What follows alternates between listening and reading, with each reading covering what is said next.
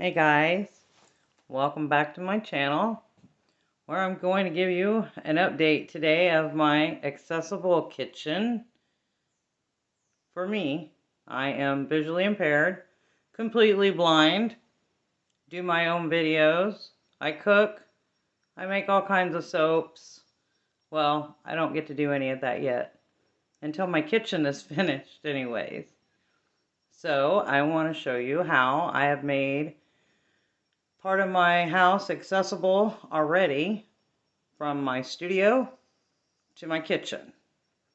And now we're in the kitchen, making it accessible for me as far as moving things out of the way, because blind people do not like furniture or objects in the middle of the room.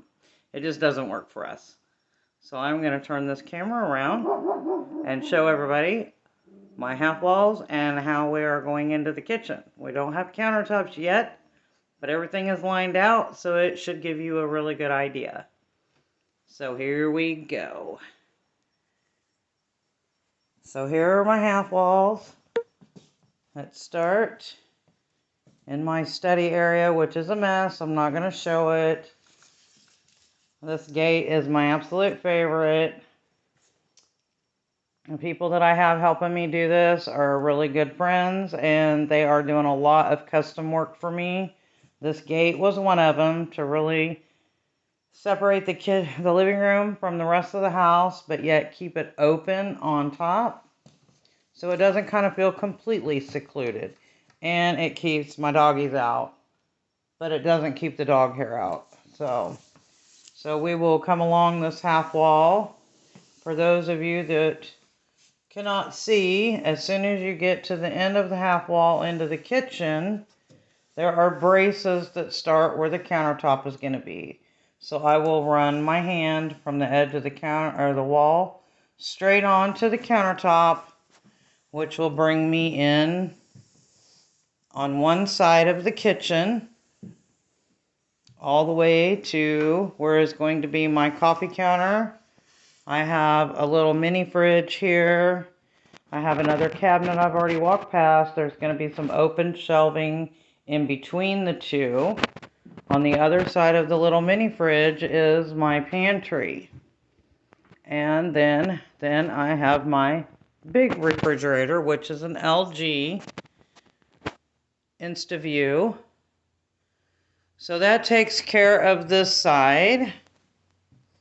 And then we will start at the sink, which is when I come down at the end of the refrigerator.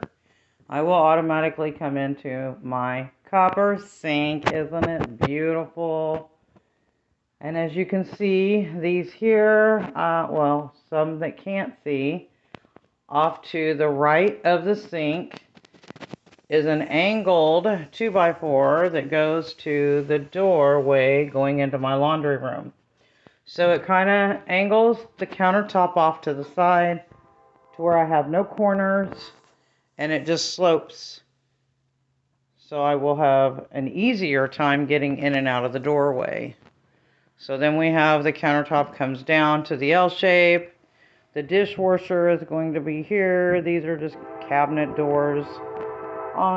Just little tabletops here. So now I'm going to come back and we'll see the upper cabinets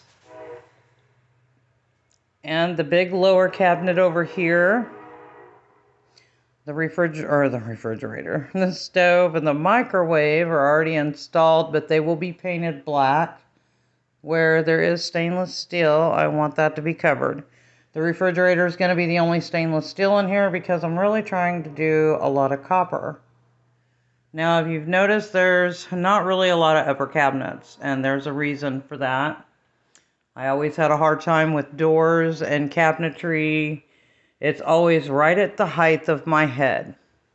So yes, I got some great big huge upper cabinets that set lower, that I can reach the lower shelf a whole lot better than the old ones. But it also has 3 shelves inside of it instead of 2.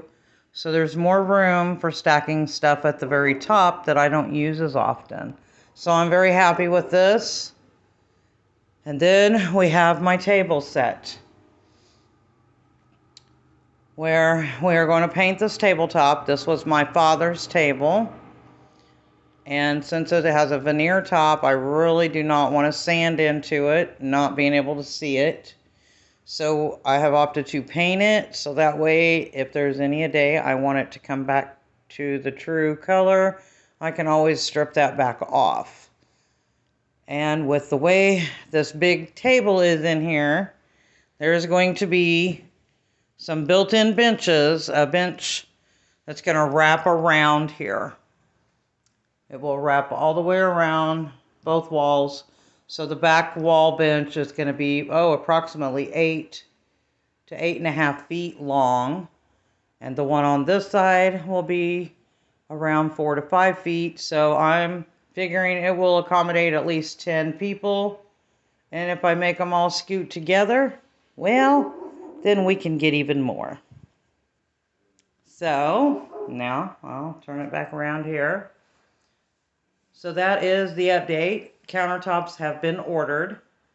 They will be here in about 2 weeks or less. So fingers crossed I will have countertops and at least one running sink by Halloween. And by Thanksgiving, I should be able to cook Thanksgiving dinner, but maybe not be able to seat everybody just yet. But that's probably a good thing why I have a sectional. So we'll see about that, guys. And I hope you have enjoyed my video on showing you how I am trying to make my kitchen accessible for me, being blind. Stick with me. I'm trying to get a little better at these videos. And I will give you some more tips on what I'm doing as we get further along with this. So until next time, guys. Bye. Phone options. Emergency. Tap to activate.